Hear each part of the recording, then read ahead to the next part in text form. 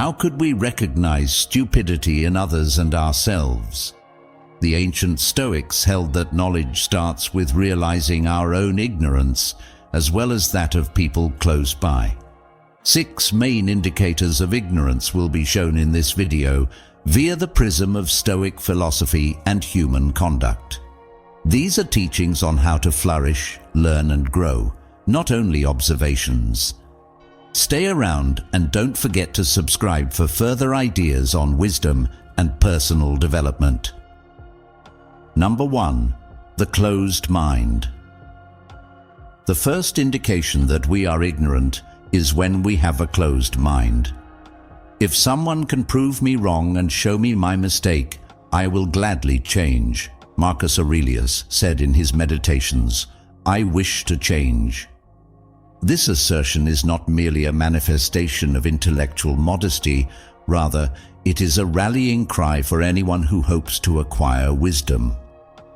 The capacity to acknowledge one's own shortcomings and to be open to new points of view is the foundation of personal development. A person with a closed mind, on the other hand, is obstinate in their adherence to their views and is unwilling to acknowledge any facts or argument that contradicts them. The question is, however, what causes a closed mentality to form in the first place? In its most fundamental form, it is founded on fear. You are afraid of being incorrect. You are afraid of being silly, and you are afraid of change. Our ideas are surrounded by a fortress that is constructed by our anxieties, which prevents anything that appears to be dangerous from entering. It is important to note that this fortress is not a symbol of strength. Rather, it is a prison. If we keep our minds closed, we will be cut off from the truth and will be forced to think in a limited and unchanging manner. We suffer more frequently in our imaginations than we do in the real world, as the Stoic philosopher Seneca famously stated. This holds true in this particular instance. The anxiety that we experience when we are afraid of admitting that we are incorrect or changing our ideas is frequently much more intense in our minds than it is in reality. We are not merely defending our egos when we reject fresh ideas. Rather, we are not only denying ourselves opportunities to develop, learn, and improve ourselves. Consider the following. How frequently do we observe individuals reaffirm their beliefs despite the fact that the facts unequivocally rebut them, each and every time it takes place? Maybe it's a co-worker who insists on using antiquated practices despite the fact that there are more effective options. It could be someone who is unwilling to revise their opinions on a particular matter because they believe doing so would give the impression that they are lacking in strength. On the other hand, here is the reality. Resisting change does not make you a strong person. It turns you into a frail person. It is impossible for a man to learn what he thinks he already knows. Epictetus reminds us. It is so impossible. Individuals who have a closed mentality are not only resistive to new information, but they are also blind to it. When we believe that we already possess all of the answers, we stop challenging ourselves with new questions. Additionally, when we stop asking questions, we stop evolving as individuals. Let's bring this much closer to our own lives. Inquire of yourself. Is there a belief or opinion that you have maintained for an excessively lengthy period of time? It's possible that it's a perspective that you've never really questioned before, or a concept that you inherited from your childhood. How recently did you allow someone to challenge your thoughts without becoming defensive? When was the last time you did this? The answer to this issue is not easy to come up with, but it is absolutely necessary. Understanding our own limitations is the first step toward gaining wisdom. So here's an illustration. Imagine that you are having a discussion with a friend and that they decide to give evidence that is in opposition to the viewpoint that you hold. What is the first thing that comes to mind? Do you intend to listen to them and take into consideration their point of view, or do you intend to instantly defend your position? On the other hand, if it is the latter, you might be allowing your ego to come in the way of your development. Keep in mind that error is not a sign of failure, rather it is an opportunity to gain knowledge. We learn from Marcus Aurelius that you have power over your mind, not over events that occur outside of yourself. When you come to terms with this, you will discover your strength. You are able to control how you react to someone challenging your beliefs, but you are unable to control whether or not they challenge your beliefs. A smart person approaches difficulties as chances to learn and grow. They are perceived as dangers by someone who is dumb. In light of this, what steps can we take to free our minds? Make a modest beginning. Try to find people who have viewpoints that are different from your own. It is recommended that you read books, listen to podcasts, or view videos that question your preconceived notions. It is important to develop the skill of hearing without passing judgment on new information that is presented to you by another person. What are some things that I can take away from this experience? Also, the most essential component is that you should not be afraid of things changing. Our growth is dependent on change.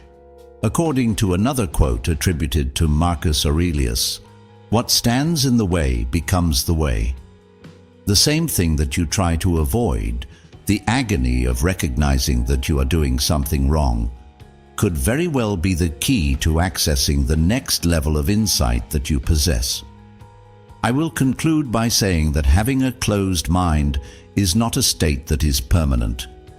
It is a habit, and habits are something that can be altered.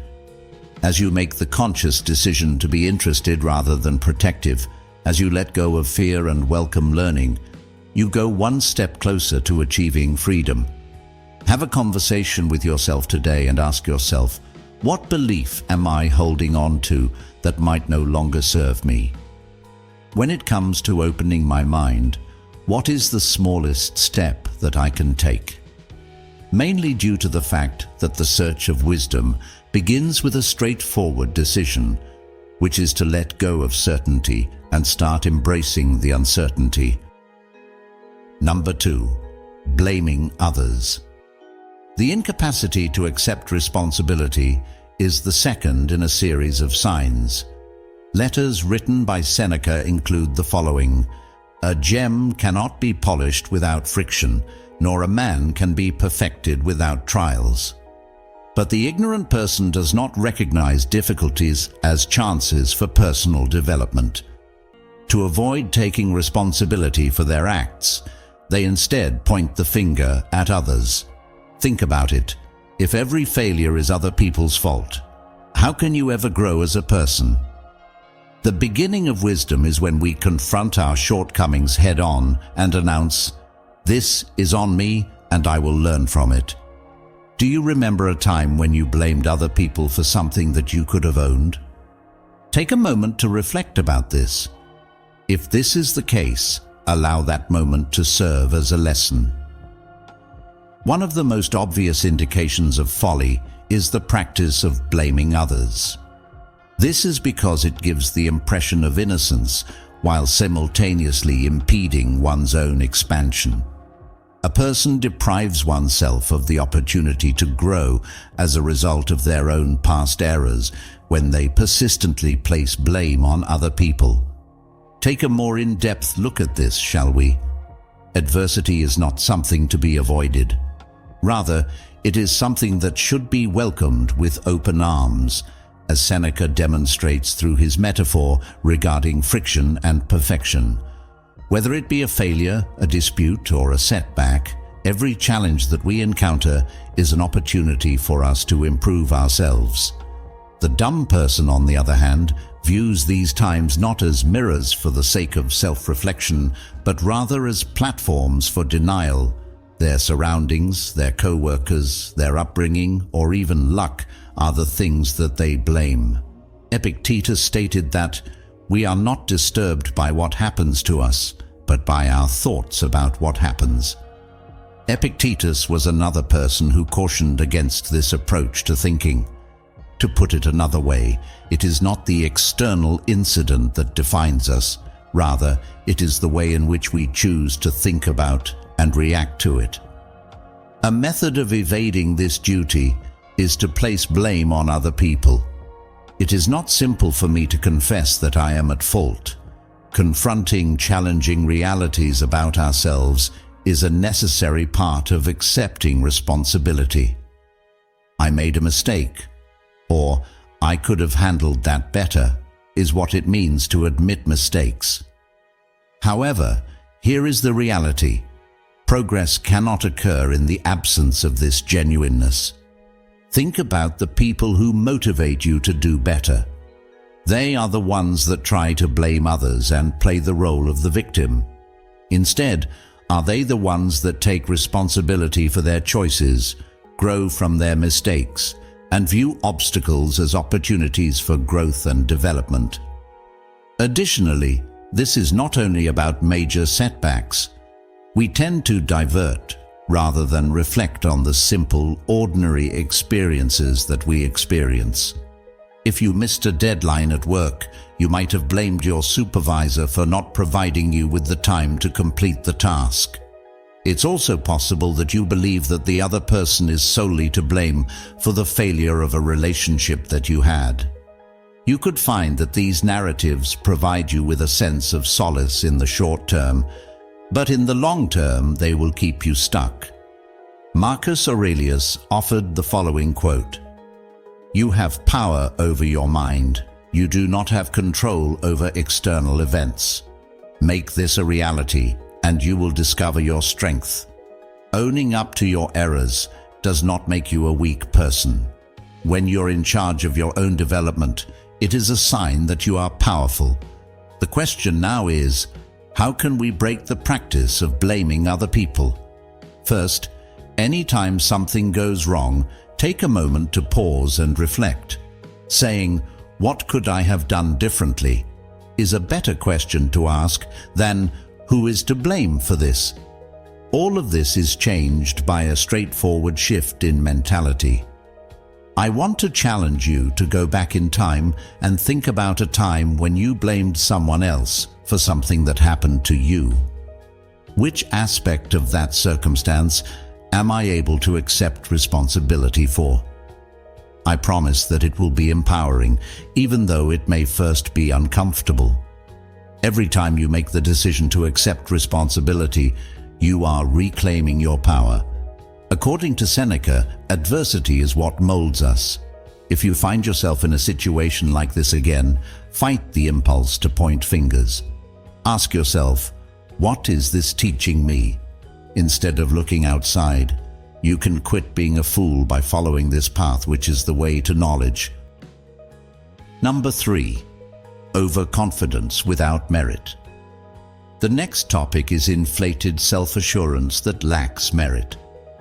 The teachings of Epictetus include the following: "It is not what happens to you that matters. What matters is how you react to it." People who are considered to be foolish frequently respond to the world with unwarranted assurance, mistaking their loud opinions for profound knowledge. Here is where the Dunning-Kruger effect comes into play. People who have a limited amount of information frequently have the attitude that they know everything. It exemplifies complete and utter folly. On the other hand, wisdom is accompanied by humility, which is the realization that the more we learn, the more we become aware of how much we do not know.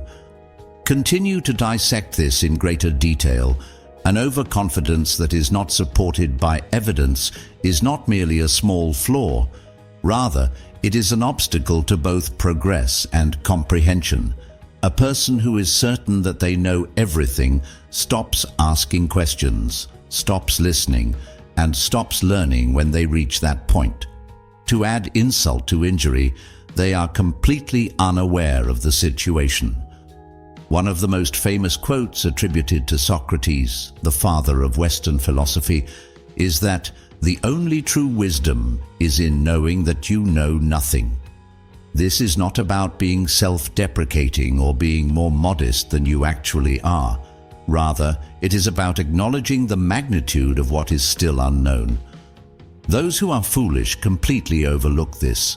In their limited knowledge, they mistake it for mastery, and in their opinions, they mistake facts for opinions. Consider the Dunning-Kruger effect, a psychological phenomenon that exemplifies this point in a way that is absolutely perfect.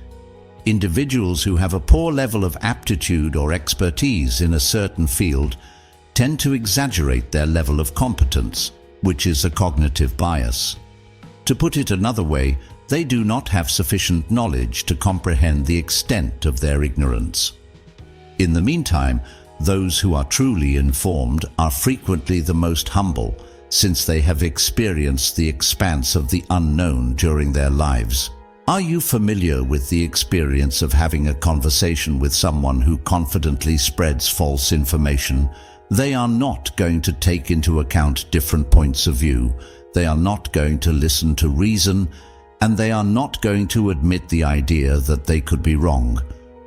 Don't you find it frustrating? Now that we have that out of the way, let's look inward. Are there aspects of your life in which you have been overconfident without any basis in reality? If anybody informs you that a certain individual speaks ill of you, do not make excuses about what is said about you. Rather, answer, "He was uninformed of my other shortcomings, else he would not have mentioned only these." Epictetus reminds us of this advice. This is not merely a witty remark. Rather, it serves as a constant reminder to approach life with humility and self-awareness. It is not necessary for the smart person to appear faultless, since they are too concentrated on bettering themselves. The danger of having an excessive amount of confidence is that it can cause us to become blind. When we are overconfident in our own expertise, we prevent ourselves from being exposed to new and improved ideas, deepening our understanding and experiencing genuine progress. You could feel like you are standing on a wobbly pedestal for a brief period of time, but all it takes is one push of reality to bring you crashing down if you are in that position. In that case, what is the answer? The first thing to do is to be humble. Make the presumption that there is always more to learn and move forward from there. For example, rather than stating, "I know," you could try saying, "I'm learning." Questioning oneself is the second phase in the process. You should take a moment to pause and question yourself. Could I be wrong? When you are totally confident about something, which pieces of evidence am I lacking? That is, what would someone who holds a different viewpoint say? In conclusion, you should surround yourself with people that push you to your limits. Those who are wise do not dislike being chastised. Rather, they look forward to it. Marcus Aurelius once offered the following advice: "You must not only correct yourself, but you must also allow yourself to be corrected by others." As you go through life, make this a guiding concept for you. You are going to be asked to consider a subject or field in which you have a great deal of self-assurance. At this point, you should question yourself. Is that self-assurance supported by profound knowledge and comprehension, or are there potential gaps that you haven't taken into consideration?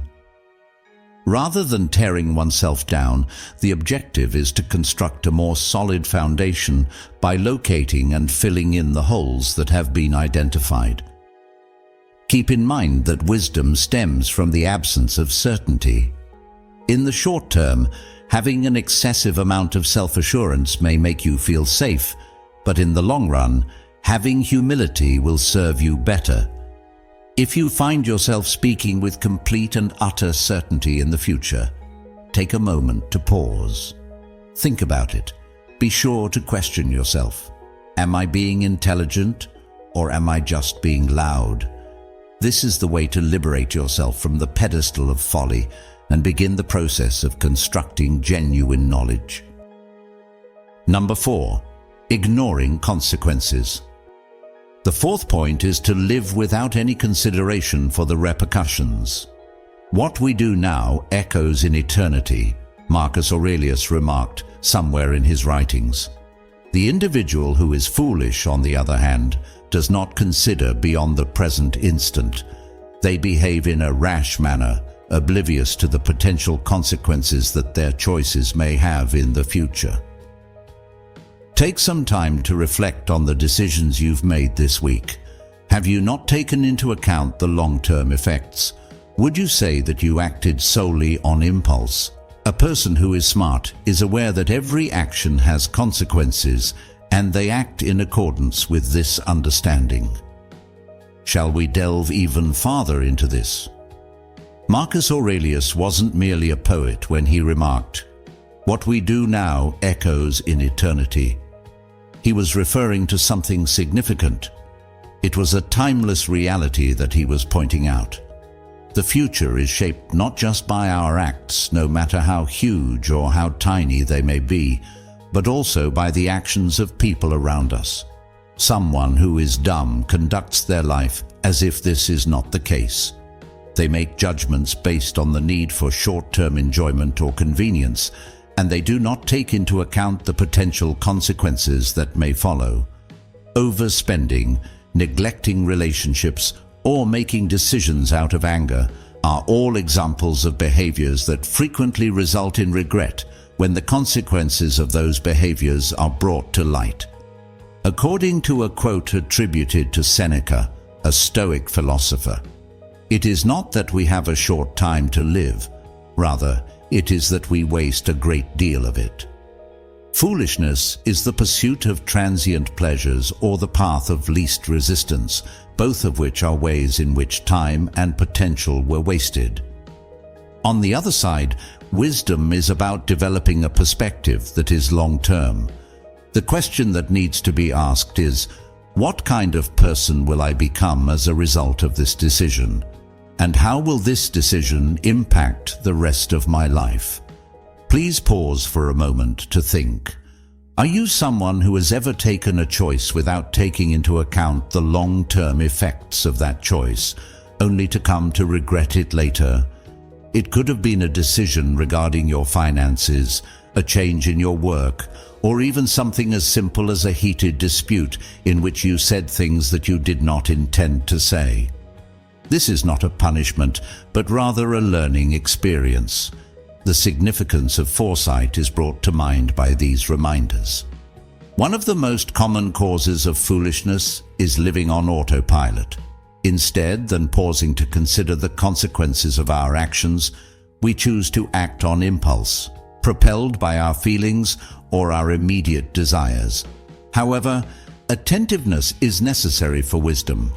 It requires us to pause before we take action and question ourselves, what will happen next? What is the likelihood that this activity will get me closer to the person I want to become, or will it draw me further away from that person? First, say to yourself what you would be, and then do what you have to do. Epictetus advised, do what you have to do. People who are wise have a blueprint for their lives, and they make sure that their behaviors are in line with that blueprint. They are conscious of the fact that every choice, regardless of how insignificant it may seem, either strengthens or weakens their character. Take, for instance, the scenario in which you are tempted to skip a workout, overspend on something that you do not require, or lash out and express your dissatisfaction. It is possible that these decisions appear to be inconsequential at the moment, yet they have a cumulative impact. Putting off your workout for the day is the beginning of a pattern of disregarding your health. Costs that are not necessary build up to a stressful financial situation. Trust in your relationships might be damaged when you have an angry outburst. Having said that, this does not imply that you should overthink each and every choice you make, or that you should always be afraid of making errors. To be wise is not to achieve perfection, rather it is to have aim.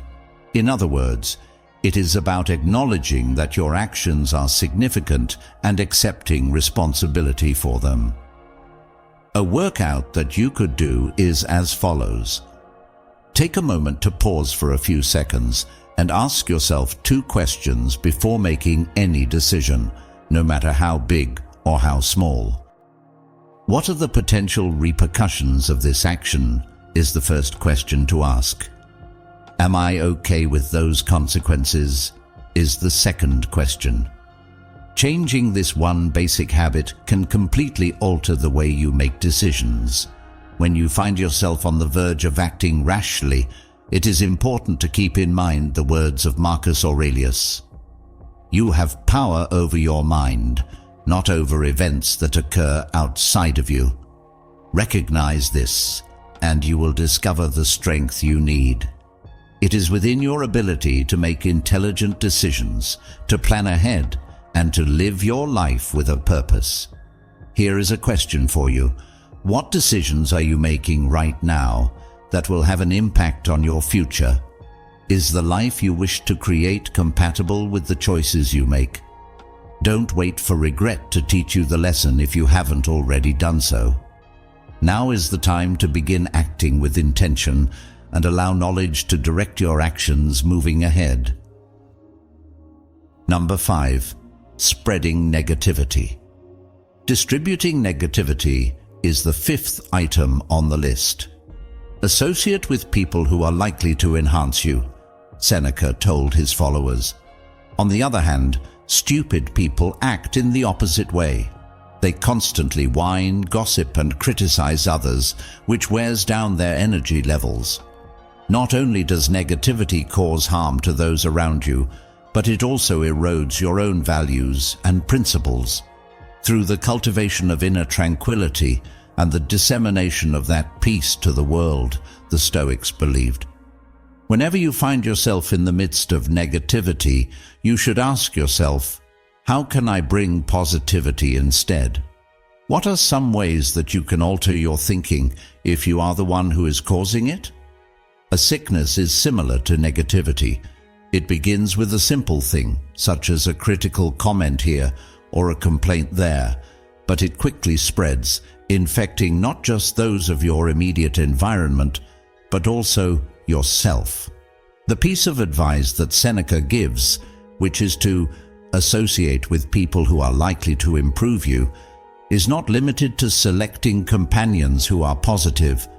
Additionally, it serves as a reminder to be someone who other people would like to associate with. When someone is dumb, they frequently thrive on negativity, using it as a means to form relationships with other people or to conceal their own inadequacies. Complaints, gossip, and criticism may provide a sense of temporary satisfaction, but they rarely result in the resolution of issues. Instead, they foster an environment that is riddled with mistrust and dissatisfaction. Negativity, on the other hand, is a habit, and just like any other habit, it is one that can be broken. When it comes to our reactions and attitudes, the Stoics thought that we have influence over them. The soul becomes dyed with the color of its thoughts, Marcus Aurelius, a Roman philosopher, wrote. It is inevitable that your life will mirror the gloomy and critical ideas that you have. You will be able to create a more tranquil and fulfilling living for yourself and people around you if you think in a constructive and positive manner toward your thoughts. In the first place, let's investigate the reasons why people disseminate negativity. Most of the time, it is the result of internal conflicts that have not been resolved. It is possible that a person who chronically criticizes other people is projecting their own fears onto others. It's possible that someone who engages in gossiping is looking for validation or a distraction from their own experiences. Having this awareness does not mean pointing fingers. Rather, it means having the awareness that negativity is frequently a symptom of a more profound level of misery. If you feel that you are stuck in a cycle of negativity, what exactly can you do to break out of it? Practice awareness as your first step. Keep your words and thoughts in mind at all times. To what extent do they contribute to the process? It is important to question yourself. Is this complaint helping me find a solution, or is it just fueling the problem? Whenever you find yourself whining, the phrase, "It is not what happens to you, but how you react to it that matters," is a poignant lesson that Epictetus provides. Our attitude is the determining factor in whether or not the obstacles we face in life make us more bitter or more better. Focus on what you can do to put things right, rather than concentrating on what is wrong with the situation. You should also avoid allowing the negativity that you are surrounded by from other people to consume you. Withdraw into yourself as far as you can, Seneca tells his followers. Protecting your inner peace is what this means, not isolating oneself from the world. Even if other people are engaging in gossip or criticism, you do not have to do the same thing. It is possible for you to establish boundaries, redirect conversations in a positive direction, or just remove yourself from surroundings that are toxic. The next time you feel the temptation to criticize or complain, take a moment to pause and think about what you will do instead. Instead of concentrating on the issue at hand, take a few deep breaths and try to think of something constructive to say or do. The act of expressing thanks, suggesting a solution, or shifting the conversation to something that is uplifting could be considered quite straightforward. Practicing mindfulness even for a short period of time can completely transform your viewpoint. Keep in mind that the effects of the energy you send into the world are like ripples. When you distribute negativity, it will sometimes return back to you in a magnified form. If, on the other hand, you promote positivity, you will establish an environment of kindness and support that will be to everyone's benefit, including your own benefits.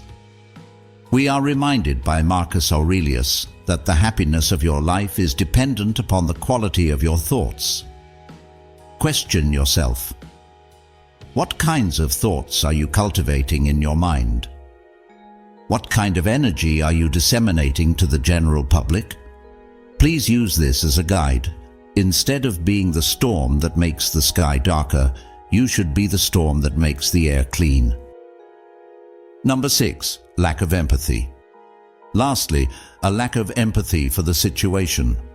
Epictetus tells us that we have 2 ears and 1 mouth, which allows us to listen twice as often as we speak, so that we can maximize our listening abilities. People that are irresponsible lack this equilibrium. Due to the fact that they have difficulty seeing beyond their own requirements, they are unable to comprehend the experiences and emotions of other people. It is not just a moral virtue, but also a proof of intelligence to have empathy for other people. In a world that is full of chaos, it enables us to navigate relationships, find solutions to problems, and find peace. Due to the absence of it, we find ourselves alone within our own ignorance. It is the foundation of both wisdom and connection that empathy is built upon. The absence of it leads to the disintegration of relationships, the weakening of communities, and the narrowing of individuals' viewpoints. It is a fantastic illustration of the significance of tuning into other people that Epictetus's advice, which states that we have 2 ears and 1 mouth to listen more than we speak, is still relevant today. On the other hand, ignorant people invert this ratio, giving consideration to their own voice while disregarding the viewpoints of those around them. What is the significance of a lack of empathy in terms of foolishness? Mostly due to the fact that it demonstrates a lack of comprehension of one of the most fundamental realities of life, which is that we are all interconnected. What injures the hive injures the bee, Marcus Aurelius stated in his book, Meditations. When we disrespect the emotions or requirements of other people, we are eventually causing injury to ourselves. Consider the situation.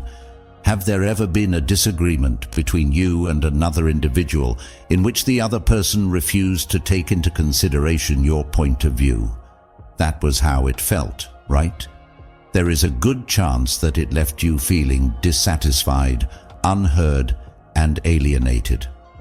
Let's now consider the frequency with which you can unwittingly cause the same harm to other people. Being compassionate is only one aspect of empathy. It also involves one's ability to reason, the ability to put ourselves in the position of another person and view the world through their eyes is made possible by this. In light of this, it is not necessary for you to compromise your own boundaries or agree with everyone. It involves having an understanding of where they are coming from, even if you do not personally agree with their viewpoints. Wherever there is a human being, there is an opportunity for kindness, Seneca reminds us throughout his writings. The capacity for empathy presents an opportunity not only to connect with other people, but also to develop as individuals. Not only does it teach us patience and humility, but it also teaches us to look beyond our immediate requirements. However, dumb people are resistant to empathy since it demands work on their part. Ignoring the suffering of another person is far simpler than confronting it head-on. In order to have a better understanding, it is more convenient to think that someone has malicious motives. On the other hand, wisdom necessitates the bravery to care, whereas foolishness flourishes in this kind of self-centered simplicity. In a world that frequently appears to be divided, what are some ways that we might foster empathy? Beginning with active listening is a good place to start. If someone is speaking to you, you should not simply wait for your turn to react. Instead, you should listen to what they have to say. It is important to pay attention to their tone, the words they use, and the feelings that they may be experiencing beneath the surface. Try to put yourself in the shoes of someone else and try to imagine the challenges they face.